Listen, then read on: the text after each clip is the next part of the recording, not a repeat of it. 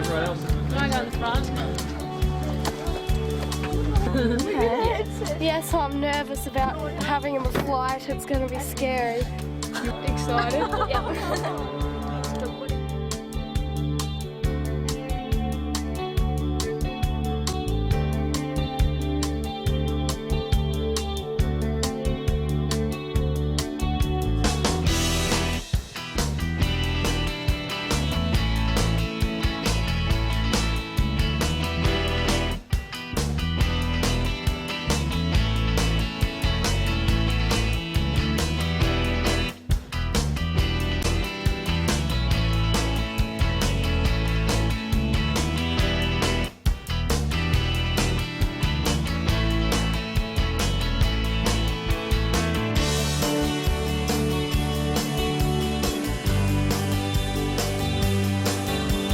Good, let's get our packs out and help Stuart.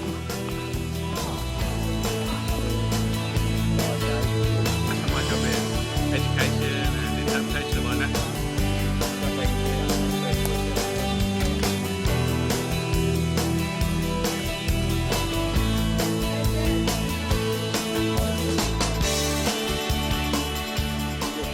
Oh, really? Yeah. What was their surname? Fletcher. Yeah, right, Milford Fletcher. Yeah. Oh my gosh, wow. Famous. Yeah. Cool. Milford Fletcher sounded like he was, yeah, quite a winner. He did some the Southwest tracks down here around here, did he? Yeah, heaps of stuff. He was always out there. I don't know, he did a lot of time in the bush. Yeah.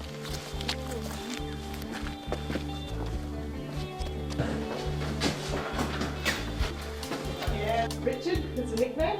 Like all of them are called Richard, even girl Richard. It's a bit bigger than the orange-bellied parrot, and they're famous for being one of 3 ground nesting parrots in the world. Like all the other parrots, they nest in tree hollows. But every dawn and dusk you'll hear the ground parrot call, and it sort of sounds like they're practicing scales just going up. You know, with a small bird flying over that large stretch of water, there's always going to be some that just don't make it. You know, they're small parrots, it might be a storm, it might get confused by a squid boat, anything.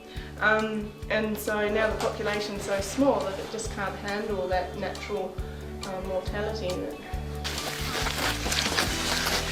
This is their old mining plant, and I think this is the 5th spot it was in, I think. You'd move it around. When Peter first moved down here, he was basically using a wheelbarrow with that layer of peat. So it's alluvial tin, so it's washed down. Family wedding rings and not much more. Will says it'd be alright for us to come into Peter and Barbara's house. The scrub as well, just left the tree. To the table to feed.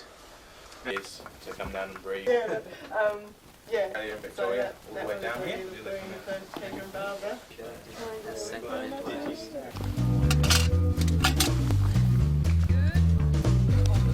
Normally and every day I'll do a...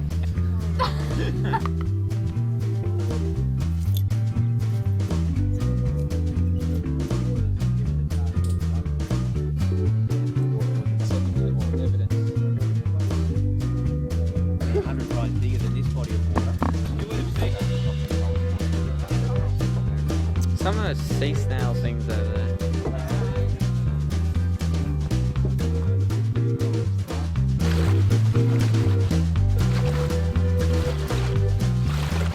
This is the book I'm going to use to find out what the names of the plants are up here. For my project, I'm going to do photography. Yesterday I saw about 7 orange-bellied parrots sitting on the feeding table, and that's about half of the birds left in the wild. Down to Point Eric, which is where we're aiming to go. There is also, you can see, a little tent site symbol, which means there's a recognised camp since you didn't have a guide, you can use your estimation. Now, the other thing, yeah, that was nice. I was really, really tired, and my pack was really, really heavy.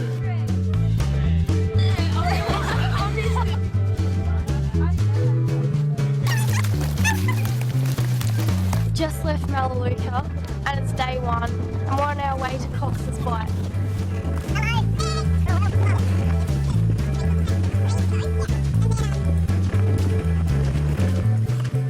First day on the track with Scottsdale High School. These guys are a pretty epic team. They're flying along. I'm at the back and I reckon I'm going to be here for the next couple of days.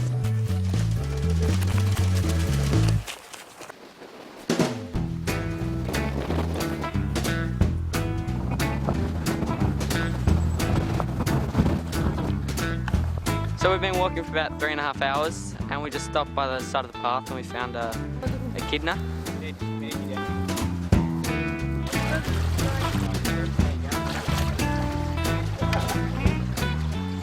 Has anyone else got any drink bottles left? So that one is Springelia, which is one of the heath plants which is susceptible to the root rot.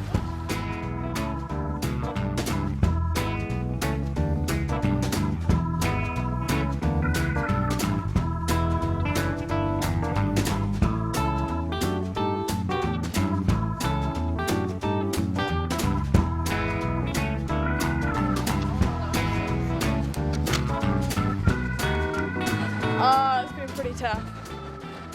The pack's really heavy and digs into your shoulders. And your feet get all muddy. It's alright.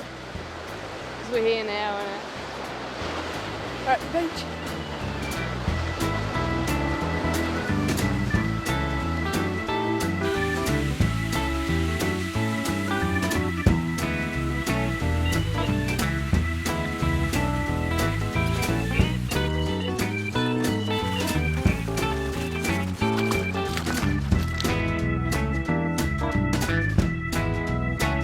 I did my application and then I was really worried, so when I finished it I didn't want to put it in and I was worried about everything that I'm scared of, like leeches and bugs, and I hate it when there's dirt on my finger, let alone all over my body right now, and I don't like sand or outside much, so I thought I'd just put it in and get over it and face my fears. We're in a Cox's Bight. The students are scattered to the 4 corners of the earth and I don't know where any of them are. Some are roaming around rocks, others are up the beach a couple of kilometres. They'll be alright, I think.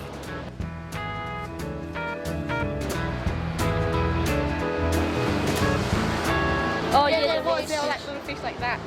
Yeah. And there were wombat holes up there. Yeah. Oh, the walk was pretty hard. Yeah, it's lovely down here. Yeah, beautiful spot. Pretty sheltered with a campsite. Alfredo pasta with tuna. Pasta, and it was disgusting, except she likes it.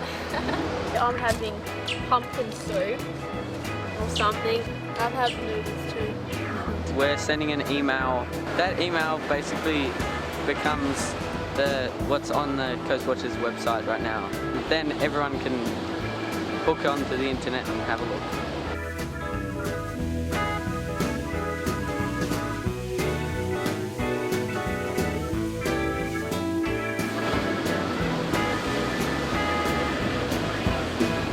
And lay their eggs on the dry sand part of the beach above high tide and up to the high tide mark, but limit our use of the beach above that.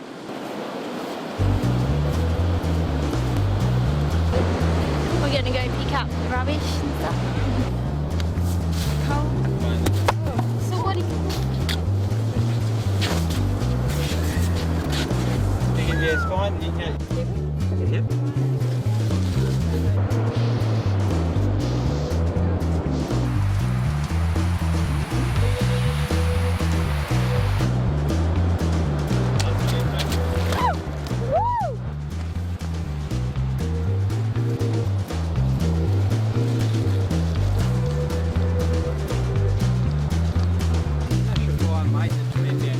Native plum, when you crush it, the leaf looks almost the same, a bit narrower and smaller, but when you crush it, it's got a smell like poo. And that one doesn't smell like poo, does it?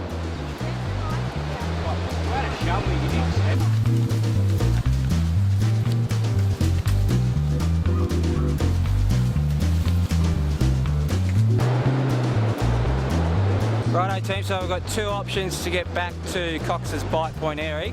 Around the coast, around the bluff, but you'll probably, almost certainly get wet feet. Slippery rocks, could be a bit hazardous. The other option's back the way we came, over the bluff. Probably get dry feet and a bit of mud and a few leeches. So they're the two options. Hands up if you're going to come around the coast and try your luck.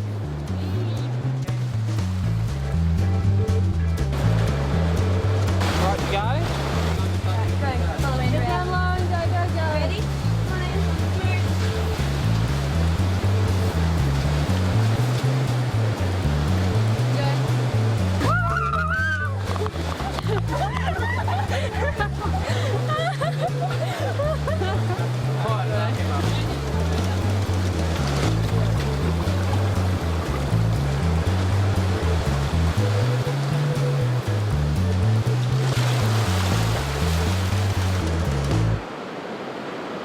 The inevitability of mornings come, a bit of light drizzle, and the students were told we've got to leave here by 9:30, and they've risen to the challenge. They haven't put their packs on yet, which will be where things could get interesting. We might devise it on our walk back up to Cox's Bite. You guys. Have you ever seen a penguin dance? Just look at me, see a penguin dance. One arm, two arms, one leg, two legs.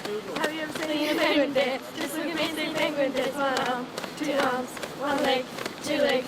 One arm out, one out. Can't wait to get back to the huts. The smell. Whose socks are these? I don't know. I don't know whose socks they They're are. the penguin man socks. Penguin man socks. Cheers. I'll take them though.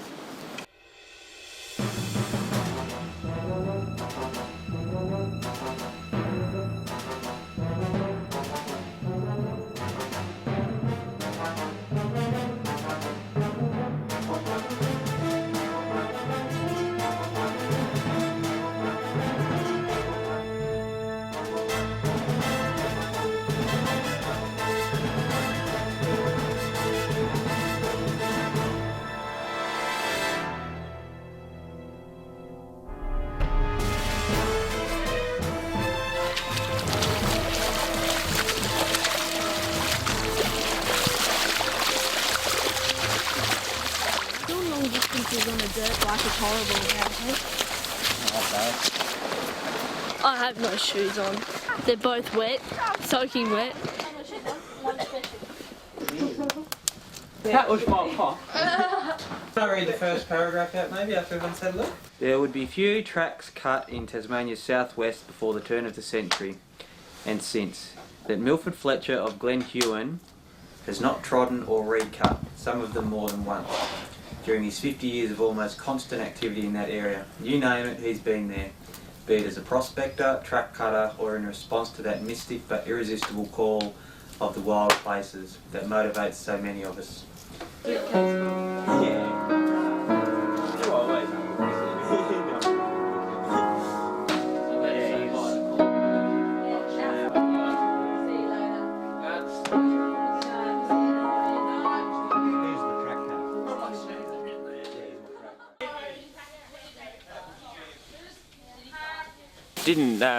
Didn't know much about my grandfather at all, and I didn't even know he was down here. And yeah, it was good to find out about him. Found out he's cutting a lot of tracks and helped a lot of people really, and it was quite interesting.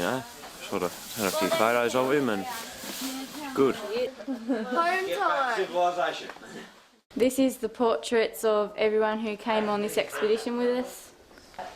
We brought a camera. Hairlight comes up to my head. Big lip. Dead set, I'll put my head on you. Come here then. Come here. No, open your eyes. Got to stop blinking. No, you've got to, you can't blink. Because he won't stay still. Stop blinking. Just got a t-shirt? Yeah. They all fit.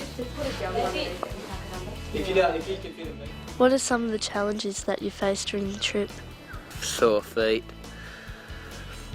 shoulders hurt, and not getting any sleep, and yeah, the mud. Don't like mud. Being away from my parents for a whole week. The backpack was really heavy, so you could trip over easily in the mud. I didn't like having wet boots. That sucked a bit.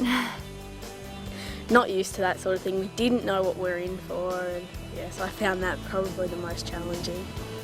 There was leeches everywhere, and that's my main phobia, leeches. What are some of the highlights that have been through the expedition for you? Seeing orange-bellied parrots, that was really cool. Oh gosh, there were too many, really. Friends that we've made on the camp and some of the great people. Getting back from Cox's Bight and seeing the airstrip, and that was the best feeling I've had all week. It's probably one of the most scenic beaches in the world. The scenery and the people. When you're in school, you sort of always worry about different things and what's going on, and yeah, you just, every little thought leaves your head down here, really. Yeah, her place was amazing. It was really good to see that last night. Making new friends and the scenery. What was your project? Can you tell us a bit about that? My project was with a Danner, and we took pictures of everything, like the scenery and just happy snaps of people. Researching what animals are in Melaleuca and what animals are in the northeast, and then I was going to compare those with 2 food webs. And yeah, I think I'm getting a good understanding of what animals are here. We're going to make a slideshow at the end, and it's going to go in the assembly. I was doing history, and I found a lot out about my grandfather, Milford Fletcher. My project is about the history of the tin mining and stuff like that. Did I surprise myself? Yes, because I thought I'd die, but I lived through it. The walk back, I was pretty proud of myself. I led the group the whole way. I was expecting the weather to be sunny and dry. Surprisingly, I actually got through it really well. Would you recommend it to other kids? Definitely, it was a lot of fun. It was well worth it. You make heaps of new friends. Because it's a great trip down here, and yeah, it's a beautiful place to live. Yes, I would recommend this trip. It's just make sure you're really well prepared and know what you're in for, because otherwise you're going to find it really hard to get through it. It really helps you bond with people you don't really know and get better relationships with them. It also helps you get over fears. I know I've overcome a lot of things on this trip. Get out in the bush, you know. Not many people get a chance to come down this way, so I'd definitely come down here. Well, it's not something you get to do every day. Take it if you get it. I really strongly recommend you should take it.